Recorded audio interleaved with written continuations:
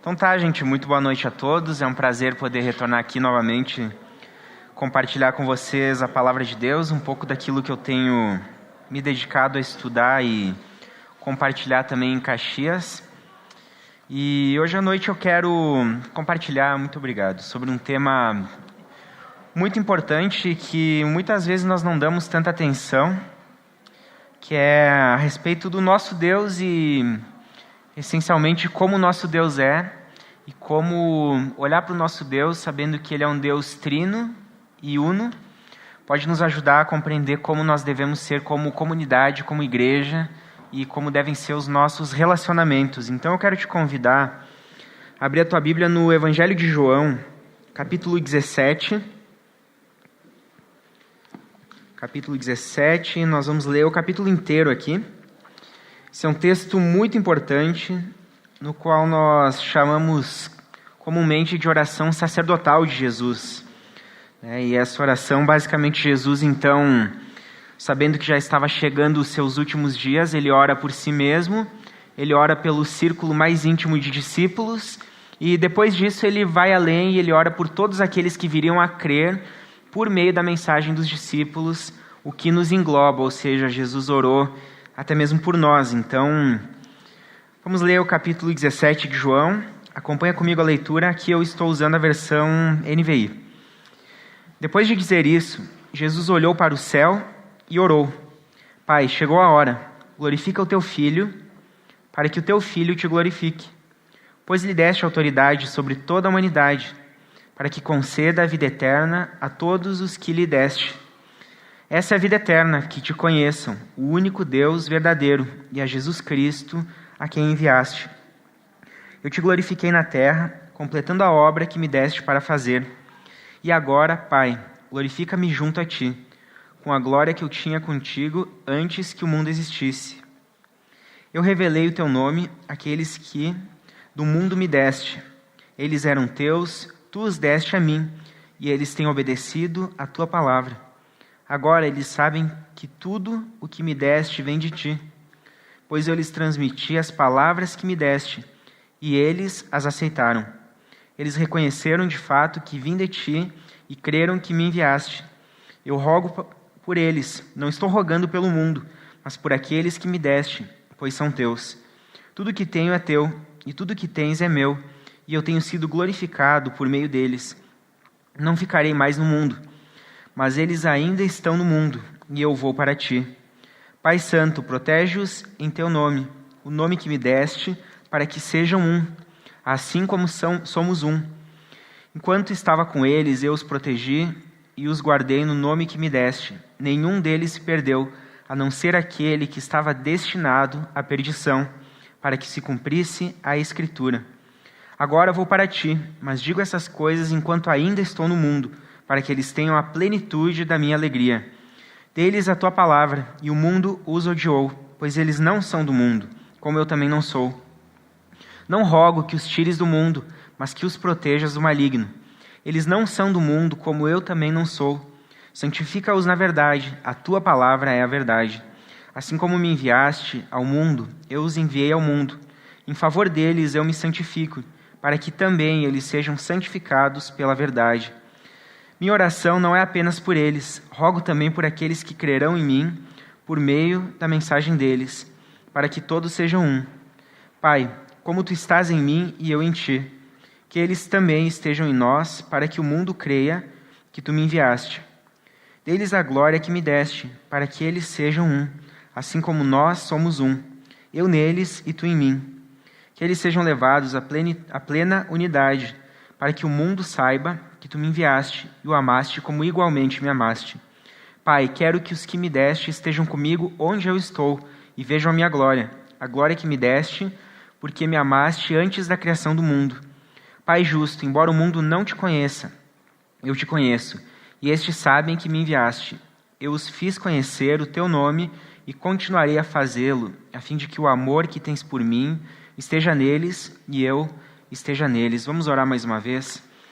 Senhor nosso Deus, abençoa a todos nós aqui, abre o nosso entendimento, nosso coração, a fim de que possamos conhecer ainda mais a Ti e a Jesus Cristo, a quem o Senhor enviou, e que o Teu Espírito Santo venha transformar o nosso coração e possamos te amar cada vez mais, abandonando nossos ídolos e confiando única e exclusivamente no Senhor. Te peço por isso, em Teu nome que eu oro. Amém. Uma das coisas mais prazerosas da nossa vida é estarmos com pessoas que nós realmente amamos, não é verdade? Seja em qualquer lugar que nós estamos, em casa, seja em algum momento, algum evento específico, algum jantar, qualquer lugar onde nós estamos, uma coisa muito prazerosa é realmente nós desfrutarmos de uma companhia de alguém que nós temos cumplicidade, né? E é uma relação tão íntima e tão próxima que nós amamos alguém e ao mesmo tempo nós sabemos que aquela pessoa também nos ama. E uma das experiências mais frustrantes da nossa realidade é um amor que não é correspondido, não é verdade?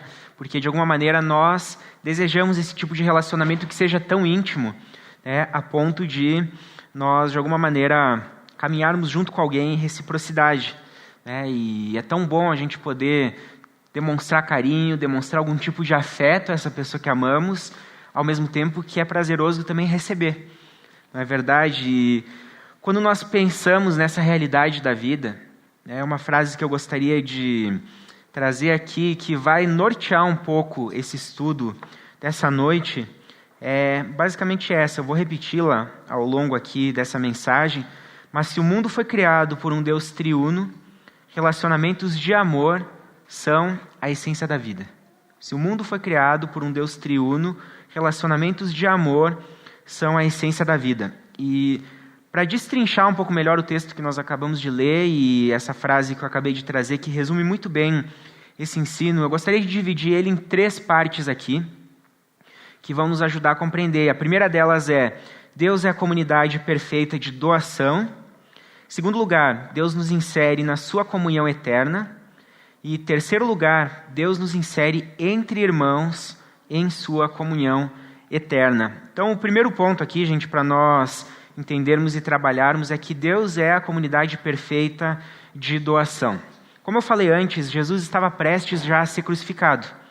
Então imagina cada um de nós nesse tempo agora, coronavírus e tudo mais, que rondou a nossa realidade, ainda está presente, e se Deus quiser, nós estamos pouco a pouco dando passos concretos para que tudo possa ficar um pouco mais tranquilo, mas nós ouvimos falar de que a morte acabou, de certa maneira, chegando até amigos, familiares, pessoas próximas. É muito difícil a gente ficar sem saber de casos onde pessoas acabaram não perdendo seus entes, né? E a gente ficou sabendo muito dessas situações que são muito tristes, não é verdade?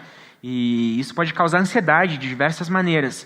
Mas o que nós temos que pensar aqui é que Jesus sabia exatamente o momento que havia chegado.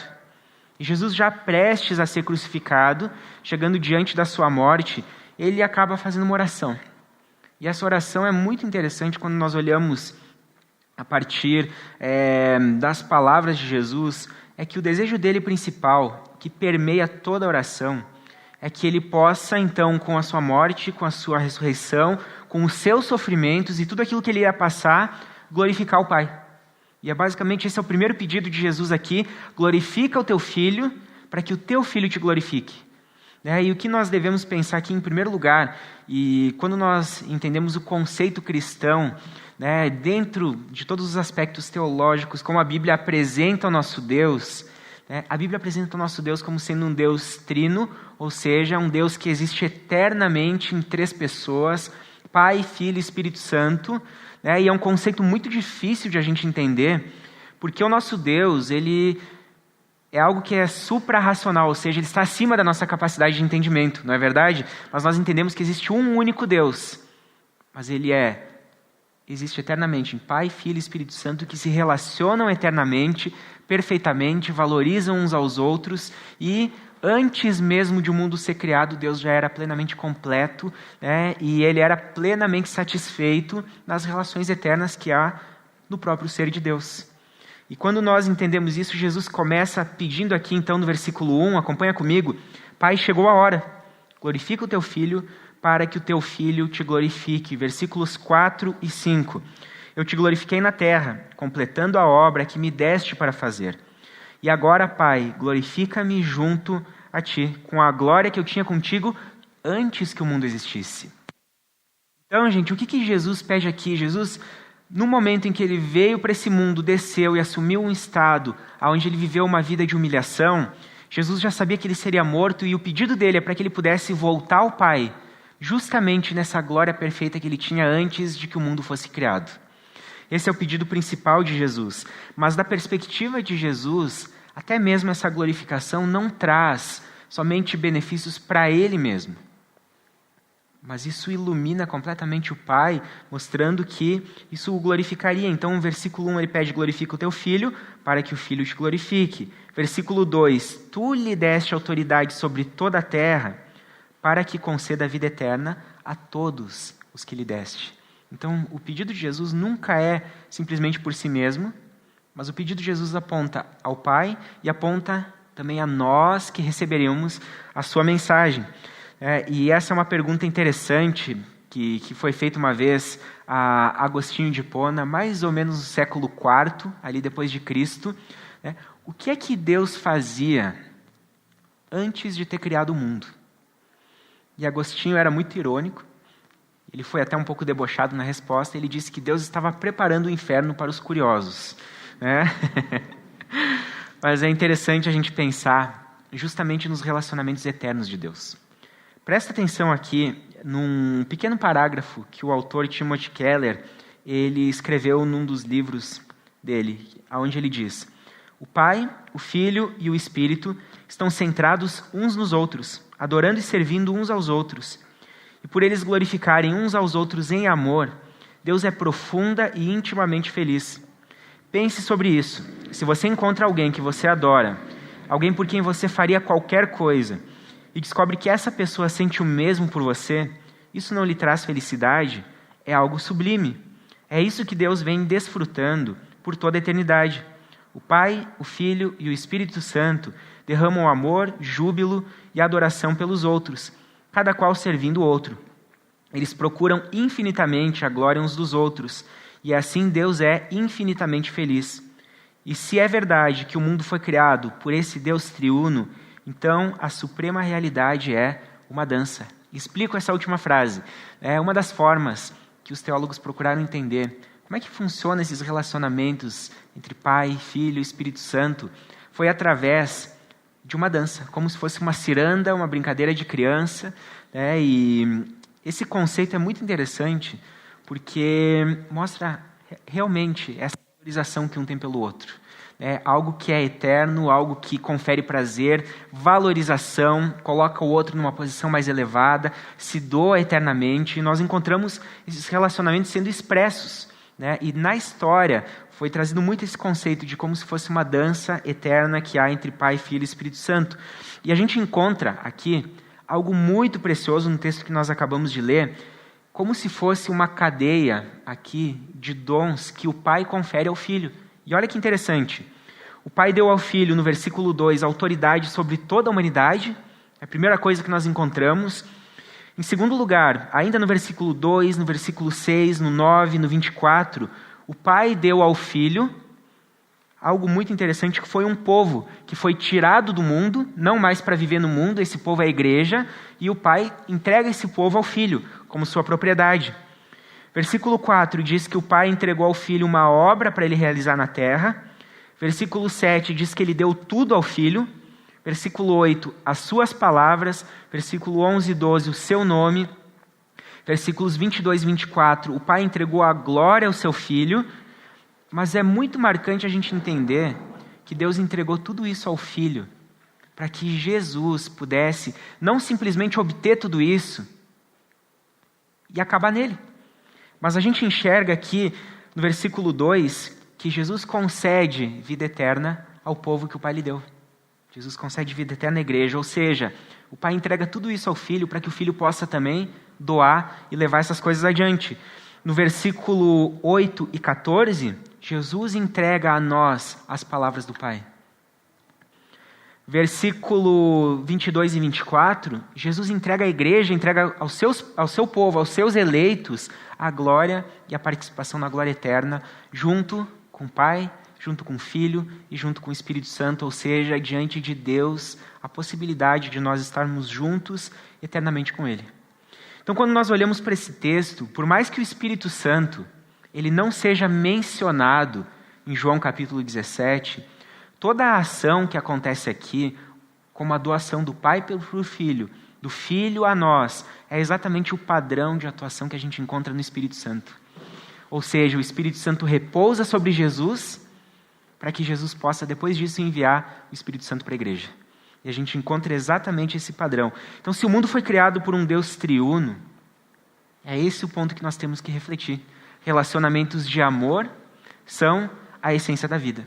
E nós encontramos no nosso próprio Deus, um Deus que antes de o mundo ser criado, ele não estava sozinho. É um Deus que não estava simplesmente necessitando de algo externo a ele, que pudesse conferir valor, porque nele mesmo ele era completo. E aqui, gente, é interessante a gente pensar que vem uma pergunta interessante. Se Deus não necessita de nós, por que é que o nosso Deus, que detém toda a sabedoria, por que é que o nosso Deus que detém todo o conhecimento, por que o nosso Deus que tem a chave de toda a história, ele sabe do final antes mesmo do começo, esse Deus não está preso ao tempo, nós estamos presos ao tempo, mas Deus não está. Deus percebe todos os acontecimentos de forma integral, ele não percebe isso de forma linear, como acontece conosco, é porque Deus criou inclusive o tempo, nada limita a Deus, nada limita a sua ação. Por que esse Deus decidiu então, num dado momento, como nós olhamos lá no livro de Gênesis, criar os céus e a terra, e não apenas os céus e a terra, mas criar nós? E essa é uma pergunta interessante que eu me faço todas as vezes que eu peco e diante de Deus eu chego envergonhado e eu olho para Ele e digo assim: Deus, por que o Senhor decidiu me criar? E essa pergunta vai além, se torna mais marcante quando nós pensamos algo ainda mais profundo. Por que Deus, em todo o seu poder, em toda a sua soberania, decidiu enviar Jesus para morrer por um pecador como eu? E a resposta aqui, gente, que nós devemos refletir, é que Deus não precisa de nós para absolutamente nada. Existia um conceito que ele pode ser até chamado de herege, há muitos e muitos anos atrás, que permeava muitas igrejas, de que Deus nos criou porque Ele estava só. Isso é uma tremenda besteira quando nós olhamos para um texto como esse. Pai, Filho e Espírito Santo se relacionavam antes da criação. Mas se Deus não precisa de nós e nós não podemos conferir a Ele absolutamente nada que lhe dê valor, nós temos que pensar que Deus nos criou não para receber, mas para doar. O nosso Deus nos criou para que nós pudéssemos receber esse amor eterno que há entre Pai, Filho e Espírito Santo. E é por isso que nós cristãos entendemos que o verdadeiro sentido da vida não está em absolutamente nada fora do nosso Deus. E é por isso que nós pensamos nas coisas da vida, nos nossos planos, seja na forma como nós administramos a nossa vida, como nós pensamos na nossa carreira, como nós pensamos no nosso dinheiro, nos nossos filhos, seja em qualquer coisa, no nosso casamento. E nós pensamos que todas essas coisas são bens que Deus nos concedeu para que nós pudéssemos usar para a glória desse Deus. Porque fora desse relacionamento de doação, nós não vamos encontrar nenhum tipo de significado. Porque o verdadeiro princípio da vida, quando nós olhamos para um mundo que foi criado por um Deus trino, é justamente o relacionamento de amor, aonde nós participamos e nós somos chamados para essa comunhão eterna entre Pai, Filho e Espírito Santo. E é exatamente isso que nos leva agora ao segundo ponto, que Deus nos insere, então, na sua comunhão eterna. Então Deus nos criou com o propósito de nos doar essa vida que há no próprio ser de Deus. Então, em segundo lugar, Ele nos insere na sua comunhão eterna. Então, a partir daqui, Jesus ele ora pelos seus discípulos, né? E presta atenção aqui no versículo 3. Esta é a vida eterna, que te conheçam, o único Deus verdadeiro e a Jesus Cristo, a quem enviaste. É interessante pensar nesse texto aqui, né? Nesse versículo, principalmente o versículo 3 aqui, nós temos uma concepção um pouco diferente do contexto aonde esse texto foi escrito. Porque quando nós pensamos em conhecer, muitas vezes o nosso entendimento mais comum é basicamente aquela ideia ocidental, moderna, do que é conhecimento. Nós olhamos basicamente aqui para a Bíblia e eu vou conhecer aqui, vamos pegar o púlpito, até ficar melhor, né? Vamos conhecer esse púlpito. Aí a gente pensa, ele é de madeira, dá para tocar ele aqui, né? Então ele serve para a gente colocar a Bíblia, dá para colocar as anotações, tudo que a gente precisa. Aqui dentro dá para colocar o copo d'água, inclusive até eu vou tomar um golinho agora. E a gente vai juntando informações sobre um objeto. Isso é o conhecimento, como nós acreditamos. Nós vamos para a sala de aula e nós aprendemos coisas na sala de aula. Isso é conhecimento. Mas nós temos que entender que para um conceito oriental de conhecimento, principalmente dentro de uma mentalidade hebraica, no qual as pessoas que receberam o Evangelho de João tinham, conhecer é algo completamente diferente.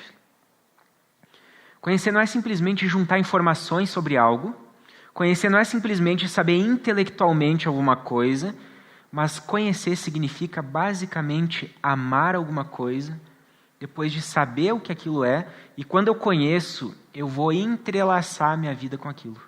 Isso significa conhecer. Quando a gente observa algumas expressões, por exemplo, e Abraão conheceu a sua esposa. O que está dizendo? Abraão teve relações sexuais com a sua esposa. Isso quer dizer o quê? A partir daquele momento, eles consumaram o amor deles. É isso que significa, ele conheceu, ele amou a sua esposa, ele entrelaçou a vida, a partir dali ele se envolveu completamente. É uma entrega, uma disposição de coração, de não simplesmente juntar informações sobre algo, mas de tomar aquilo como algo que vai ser um bem do nosso coração e vai haver um envolvimento integral com aquela coisa. Parafraseando o texto, basicamente o que Jesus disse, a vida eterna, esta é a vida eterna, que te amem, que coloquem a ti como prioridade no coração, que se envolvam ativamente contigo, o único Deus verdadeiro e a Jesus Cristo a quem enviaste. É isso que nós entendemos aqui. E o pedido de Jesus aqui, como nós vimos, e eu já falei um pouco, agora ele se direciona de uma forma muito mais clara para os discípulos. Então, o que ele está querendo dizer? Então, a vida eterna é essa, que te amem, e Jesus espera que os discípulos possam realmente amá-lo de todo o coração. E o que Jesus faz aqui? No versículo 2, ele pede para que Deus conceda a vida eterna. Aí nós encontramos no versículo 11 que os discípulos sejam protegidos. Aqui ele está falando especificamente dos apóstolos, tá? Sejam protegidos, para que sejam um, assim como o Pai e o Filho são um, no versículo 11. Que esses discípulos tenham a plenitude da alegria, no versículo 13. Versículo 15, que sejam protegidos do maligno. Versículo 17, que sejam santificados na verdade.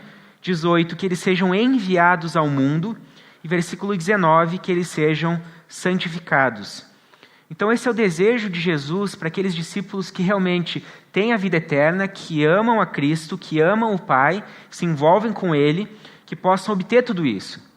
Em suma, quando nós pegamos um resumo de todos esses pedidos de Jesus, nós podemos colocar como 3 principais aos seus apóstolos. Em primeiro lugar, por santidade. Em segundo lugar, para que eles permaneçam firmes na verdade. E em terceiro lugar, pela unidade que eles venham a ter entre eles, assim como o Pai e o Filho são um. Esse é o verdadeiro pedido de Jesus aqui. Versículos 14 a 17. Dei-lhes a tua palavra, e o mundo os odiou, pois eles não são do mundo, assim como eu também não sou. Não rogo que os tires do mundo, mas que os protejas do maligno. Eles não são do mundo, como eu também não sou. Santifica-os na verdade, a tua palavra é a verdade. Então por que Jesus pede por santidade? Para que permaneçam na verdade e por uma unidade entre os discípulos. Porque Jesus mostra qual é o ambiente aqui no qual os discípulos vivem. Jesus está ensinando qual é o ambiente que eles já viviam naquele tempo, mas o ambiente que nós também vivemos em tempos atuais. É um mundo de hostilidade. É um mundo aqui que Jesus deixa muito claro que ele já estava indo para o Pai. Jesus já estava indo para o Pai. Os discípulos ficariam no mundo que rejeitou a Cristo. E esse mundo que rejeita a Cristo, nós não precisamos ir muito longe para entender como ele tem funcionado. Nós olhamos de longe e nós vemos defesas apaixonadas do nosso mundo, como aconteceu na Argentina, a respeito do aborto.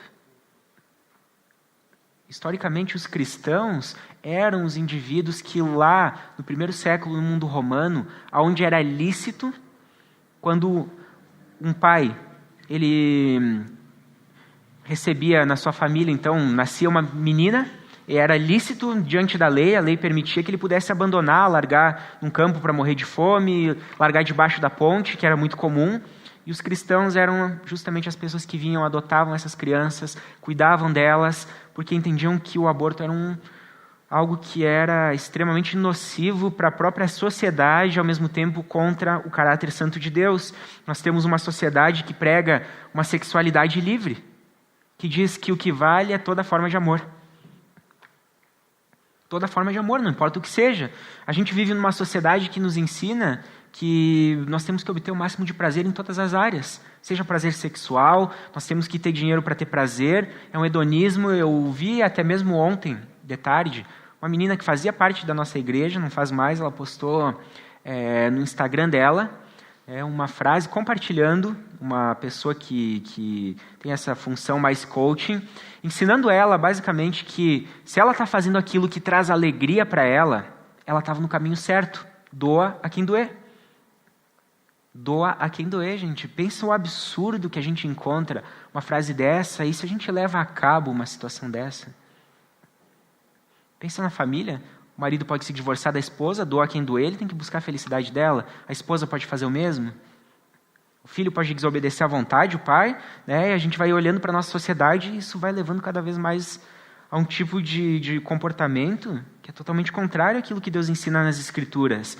Não é verdade? Então, quando nós olhamos para situações aqui que eu exemplifiquei, nós temos muito mais. Nós temos perseguição a cristãos no nosso mundo. Não é verdade? Nós temos cristãos que sofrem simplesmente pela sua fé, porque o Estado não permite esse tipo de coisa. E aí nós olhamos para a realidade desse mundo, Jesus sabia exatamente disso. Jesus sabia que o mundo romano já era hostil aos discípulos e ao próprio Cristo. Mas a rejeição do mundo é essencialmente ao nosso Deus. E Jesus pede por santidade, para que permaneçam na verdade e unidade. E quando nós olhamos esses pedidos de Jesus, é por que Jesus pede essas coisas? Por que Jesus pede essas coisas? Como nós fazemos isso? Jesus também nos ensina no versículo 12, enquanto estava com eles, eu os protegi e os guardei no nome que me deste. Nenhum deles se perdeu, a não ser aquele que estava destinado à perdição, para que se cumprisse as Escrituras. 2 princípios são fundamentais aqui para a gente entender como nós devemos permanecer firmes no mundo no qual nós estamos vivendo hoje.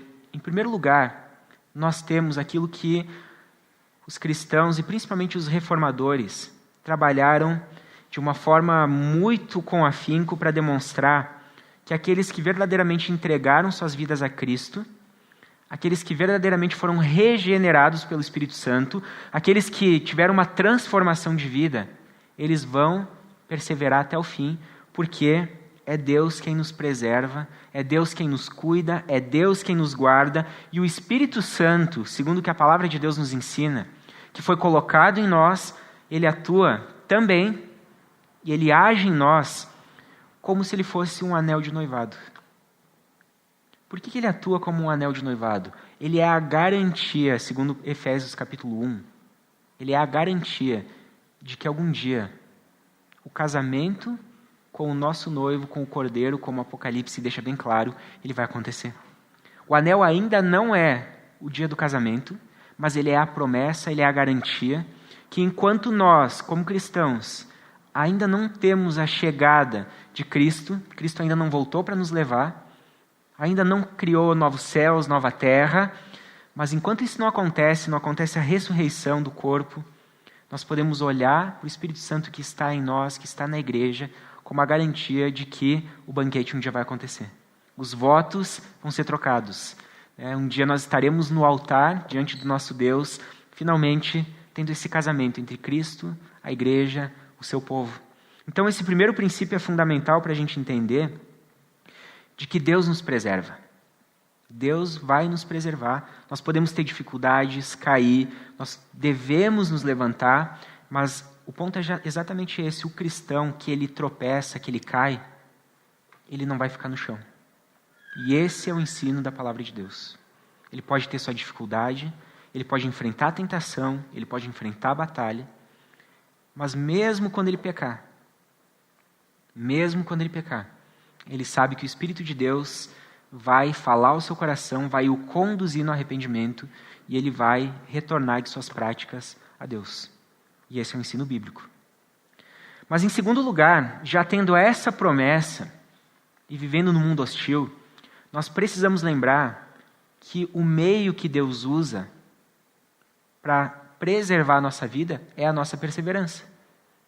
Consegue entender aqui nós temos a soberania de Deus, ao mesmo tempo em que nós temos a responsabilidade humana. E as duas coisas cooperam aqui, de modo que nós podemos, então, caminhar em santidade, tendo a promessa de que Deus vai nos conduzir ao destino final, à glorificação. É basicamente o seguinte, né? Estamos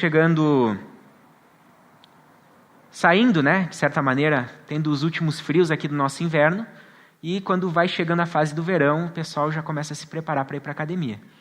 Né, e quer tirar o atraso do inverno do pinhão, da sopa de aioline, do brodo, não é assim?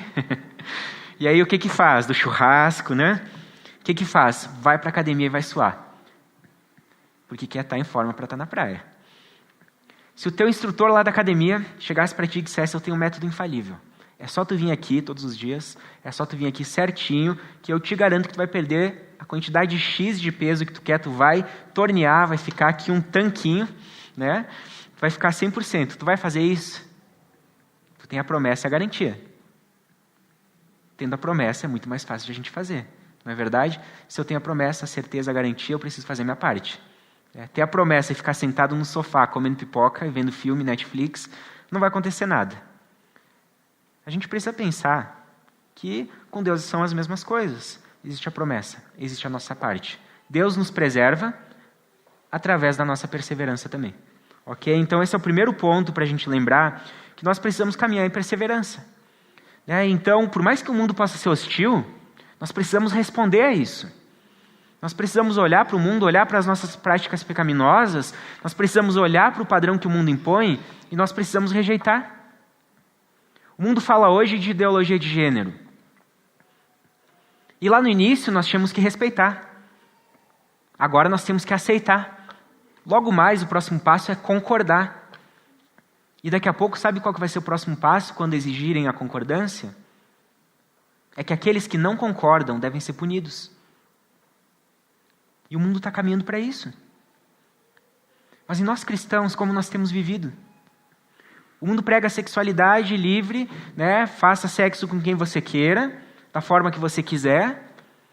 Ensina que tem que encontrar valor em relacionamentos sexuais, em algum tipo de aventura amorosa. E que resposta nós estamos dando a isso? Quando nós olhamos para a nossa família? Quando nós olhamos para os relacionamentos que Deus nos concedeu? Será que nós temos entendido a realidade das coisas e respondido em santidade? No teu trabalho, talvez, as pessoas vivem um contexto imoral. Mas que resposta você tem dado a isso? Para que essas coisas não te contaminem. Nós estamos num mundo que é hostil à palavra de Deus. E de que forma nós temos realmente procurado sermos santos ali nesse lugar? Porque o pedido de Jesus é muito sugestivo quando ele diz, não rogo que os tires do mundo.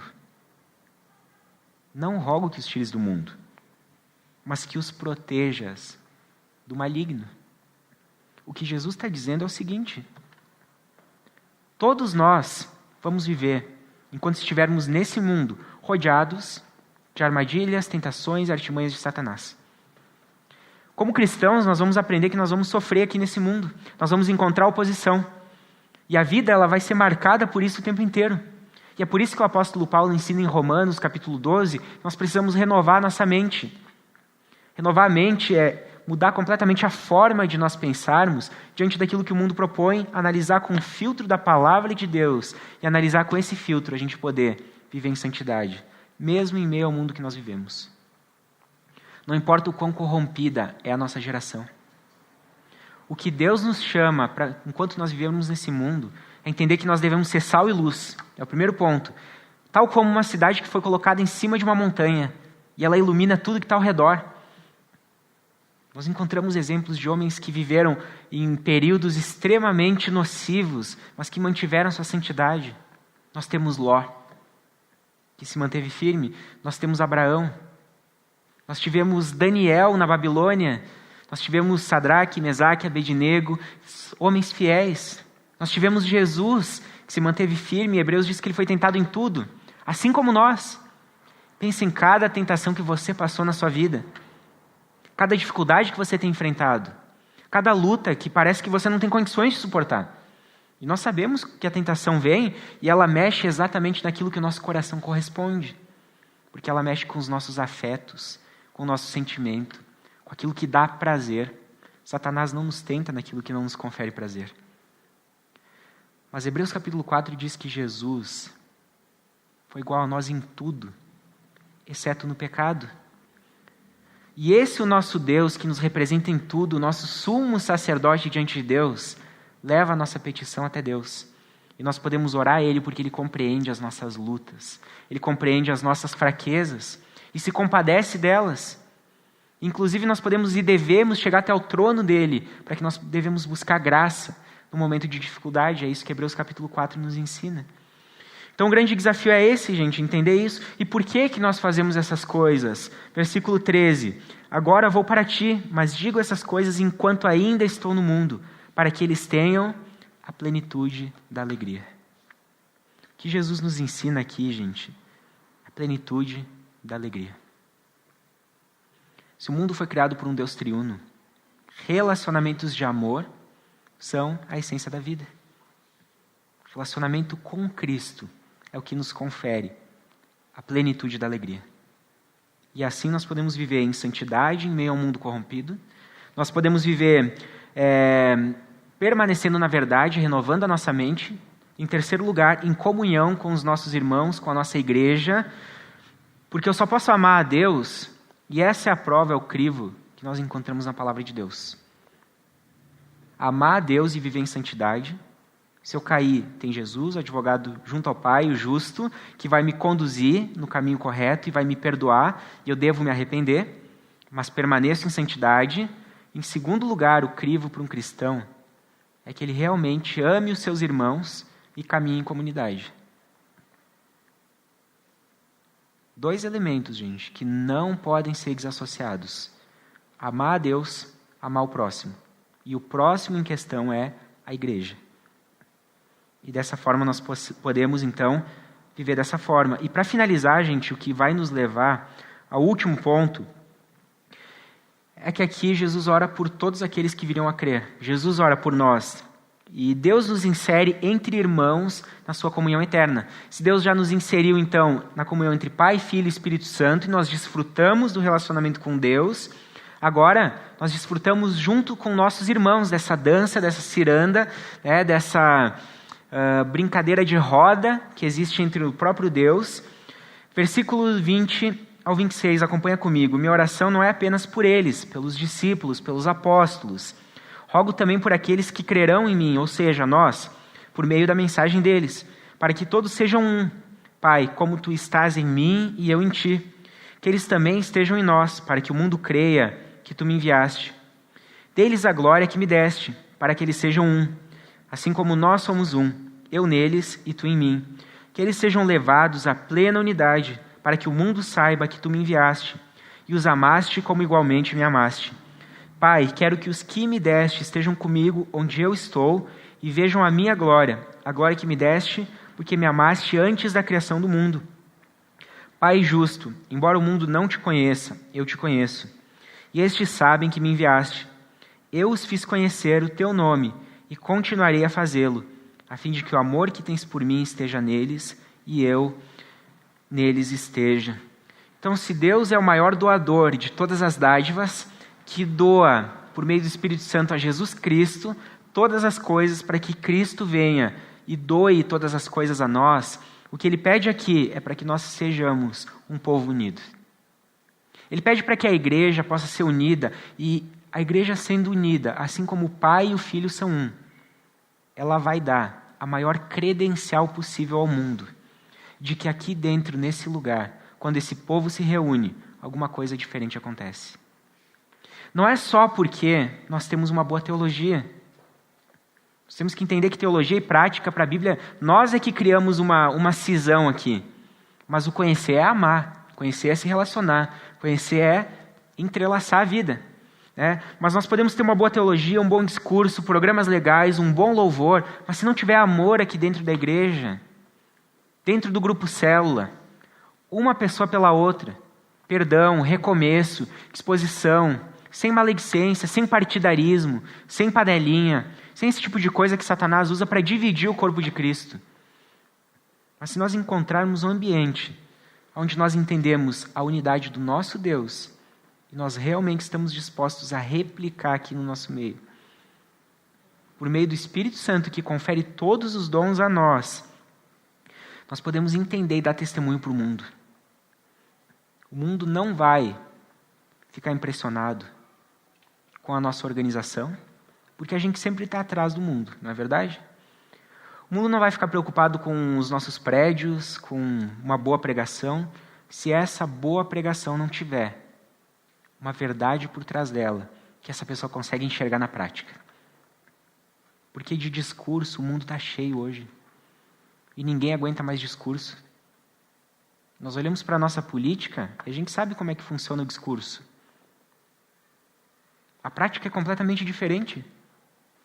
Mas quando nós olhamos para a igreja, o corpo de Cristo que se ama, crescendo na palavra de Deus, buscando a santidade, buscando o amor, buscando o perdão, buscando caminhar uns com os outros, sabendo que nós somos diferentes, o que Deus não quer de nós é uniformidade. Deus é uno e trino, isso cabe espaço para as diferenças. Nós precisamos aprender a conviver com as diferenças de opiniões. E vai ter pessoas que vão ter opiniões diferentes e divergentes de nós, mas isso não pode afetar a nossa unidade em Cristo, que Ele comprou com o próprio sangue. De modo que quando nós criamos divisão na igreja, nós estamos dividindo aquilo que o sangue precioso de Cristo comprou naquela cruz. E Jesus nos ensina exatamente esse princípio de que nós devemos ser um. Por que Ele fala isso, gente? Porque se Ele nos comprou, Deus entregou ao Filho, esse povo, o desejo de Cristo, é o versículo 24. Quero que os que me deste estejam comigo onde eu estou e vejam a minha glória. A glória que me deste porque me amaste antes da criação do mundo. Jesus ensina um pouquinho antes. Na casa de meu Pai há muitas moradas. Eu estou indo antes, vou preparar um lugar para que vocês estejam aonde eu estiver. E a eternidade, gente, por mais imperfeita que a igreja seja, nós precisamos aprender a amar a feiura. Por que eu estou dizendo isso, gente?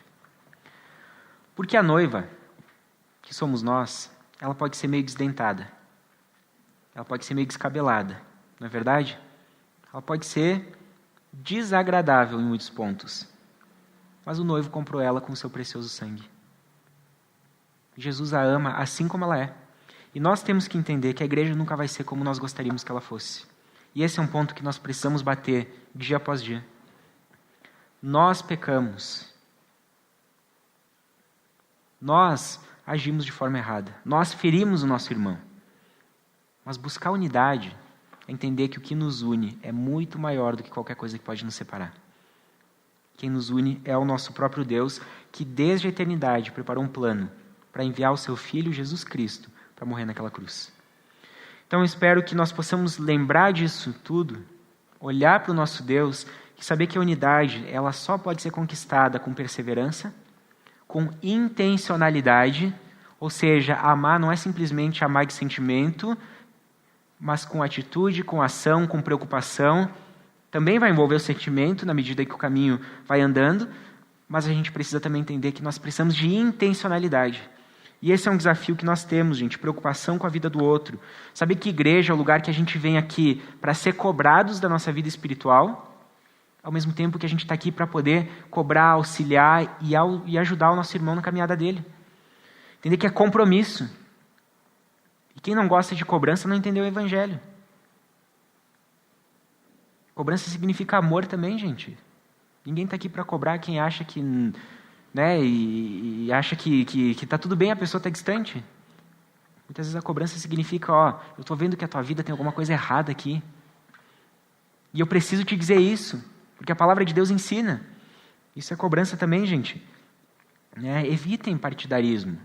Gosto mais de uma pessoa, gosto de outra. A pessoa vem contar aquela historinha, aquela fofoca santa, sabe? Vamos orar por tal irmão, que ele está com dificuldade aqui. Gente, esse tipo de coisa é para minar a igreja. Um tem problema com o outro, a primeira coisa que tem que dizer, vai e resolve com ele. Isso é buscar unidade, isso é ser um. Sabendo que Deus está trabalhando tanto em mim, como na outra pessoa também. Por mais difícil que seja conviver com ela. Então, esse é um desafio que nós temos aqui de aprender, que, em primeiro lugar, o nosso Deus é o doador de todas as dádivas. Em segundo lugar, Ele nos insere em sua comunhão eterna. Em terceiro lugar, Ele nos insere entre irmãos na sua comunhão. Se o mundo foi criado por um Deus triuno, relacionamentos de amor são a essência da nossa vida, né? Vamos orar, gente. Senhor nosso Deus, obrigado por essa noite. Obrigado porque nós oramos a Ti sabendo que o Senhor é um Deus que existe eternamente como Pai, Filho e Espírito Santo. E por mais difícil que possa parecer esse conceito, o Senhor está acima de nós e nós podemos entender aquilo que a Tua palavra nos ensina. E nos ajuda a entender essa verdade, de que o Senhor é um Deus que nos ensina como amar, porque a Tua própria essência é amor.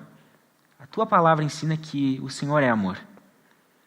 E que possamos olhar para o Teu amor revelado em Jesus Cristo e possamos amar as pessoas ao nosso redor, tal como Cristo amou e nos dá, Deus, a Tua capacitação que vem do Espírito Santo, para que possamos ser generosos nesse amor. Para que possamos ser generosos e possamos perdoar as pessoas que estão ao nosso redor, que possamos viver uma vida de santidade, que possamos entender que nós só temos comunhão à medida em que temos comunhão contigo, Deus, e ela vem por meio de santidade, nos ajuda a viver corretamente junto com o Senhor. Que possamos olhar para Jesus Cristo, o sacrifício dele na cruz, e isso possa nos ajudar, nos incentivar e, ao mesmo tempo, nos dar toda a força de que precisamos para que venhamos a ser fiéis ao Senhor. Te peço pela Aliança Bíblica de Farroupilha, abençoa essa igreja e conduza ela em unidade, em amor, para que ela possa dar testemunho a essa cidade de que aqui dentro existe algo diferente. Não porque nós somos pessoas boas, muito pelo contrário, mas é porque Jesus está aqui presente, transformando, edificando e mostrando o caminho. É em nome de Jesus Cristo que eu oro. Amém.